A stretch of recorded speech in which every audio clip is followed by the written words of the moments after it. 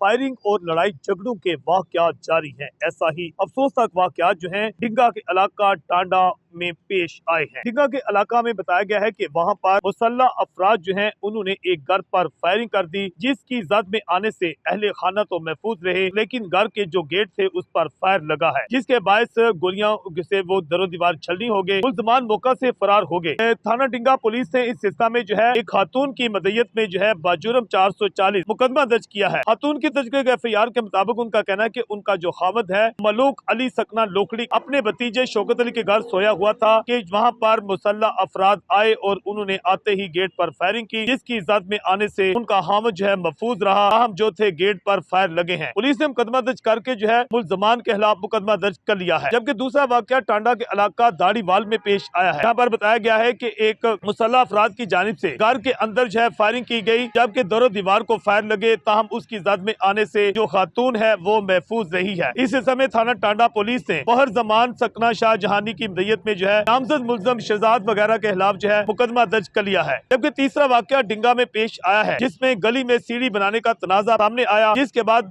FIR दर्ज की गई है। थाना डिंगा पुलिस ने इसहाक सकना राजापुर डिंगा की मदयत में जो है एफआईआर दर्ज की है। एफआईआर के मुताबिक उनका कहना है कि गली में वहाँ पर सीढ़ी बनाई जा रही थी, रजा वगैरह बना रहे थे। जब वहाँ पर पहुंचे तो उन्होंने उसके साथ जो है वो जो उनकी हमशीरा थी उसे तशद्दुद का निशाना बनाया। पुलिस मौका पर पहुंची और इसके बाद मुल्ज़मान की गिरफ्तारी के लिए छापे भी मारे जा रहे हैं। डिंगा पुलिस ने इसहाक की मदयत में रुखसार जट वगैरह जो है उनके खिलाफ मुकदमा दर्ज कर लिया है। मिस्त्री जो है साहब नामी मिस्त्री, उसको भी एफआईआर में नामजद किया गया है। जज्बा न्यूज से मैं हूँ आकाश न्याज़।